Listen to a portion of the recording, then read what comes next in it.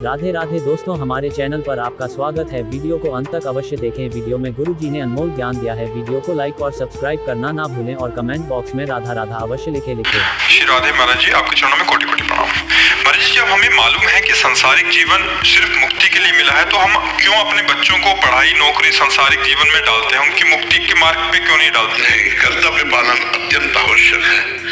मुक्ति का एक क्षेत्र कर्तव्य पालन भी है। यदि अपने कर्तव्य का पालन ना किया जाए तो मुक्ति नहीं प्राप्त होगी।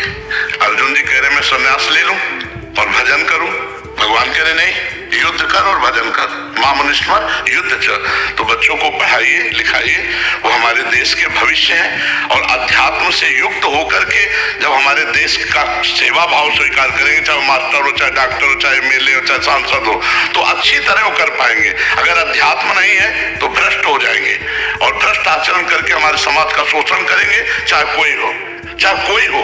अगर वो अध्यात्म से युक्त नहीं है तो शोषण करेगा, पोषण नहीं करेगा।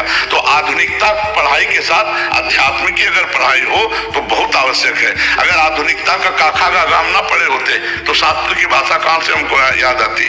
तो आधुनिक पढ़ाई भी आवश्यक है और शास्त्रीय भाषा भी हमें पता होना चाहिए। हमारा धर्म क्या है, हमारा कर्तव्य क्या है। आज जो है बहुत गिरता स्तर चला जा रहा है हमारे समाज का। कैसा गिरता स्तर वो देखने से पता चलता है। 4 लड़के एक लड़की को छेड़ रहे हैं और 4 आदमी आराम से चले जा रहे हैं और वीडियो बनाते हुए चले जा रहे हैं। तुम्हें मनुष्यत्व है कि नहीं? एक चैन खींच करके महिला को गिरा देता है और आदमी कार से, मोटरसाइकिल से चल रहे हैं, वो आराम से निकल जाता है। पर तनिक भी मनुष्यत्व नहीं रह गया कि हम 4 किसी की रक्षा कर सके। हमको भगवान ने अगर प्राण दिए ना तो परहित लाग त्यजय जो देही संतत संत प्रशंसते। अगर अपने प्राण भी उसकी रक्षा के लिए दे देते तो हमें भगवत प्राप्ति होगी। तो अध्यात्म का थोड़ा भी ज्ञान नहीं रह गया। ये तो मान लो मनुष्य शरीर की बात हम कह रहे हैं। महाराज शिव सिंहासन पर विराजमान थे, इतने में कबूतर आके गिरा। महाराज मेरी रक्षा कर लो, बाज मुझे खाए जा रहा है। तो बाज आकर ऊपर ऐसे बैठ गया। बाज ने कहा कि महाराज शिवी, इस कबूतर को छोड़ दो, क्योंकि धर्म में, शास्त्र में बाज का आहार कबूतर निश्चित किया गया है और मैं भूखा हूं। अगर मैं नहीं खाऊंगा तो मेरे प्राण नष्ट हो जाएंगे, तो आपको मेरी हत्या का अपराध लगेगा। कबूतर ने कहा मैं आपकी शरण में हूं, अब मुझे आप मत दीजिए, नहीं तो बाज खा जाएगा। शिवी महाराज ने कहा कबूतर तो नहीं दे सकता, पर तुम्हारे प्राणों को भी मैं छूटने नहीं दूंगा। मैं तुम्हारे लिए मांस मंगाता हूं। बोले नहीं महाराज, कहीं भी ऐसा नहीं कि बाज मरे हुए या मारे हुए पशुओं का खाता हो। हम स्वयं शिकार करते हैं और ये हमारा शिकार है।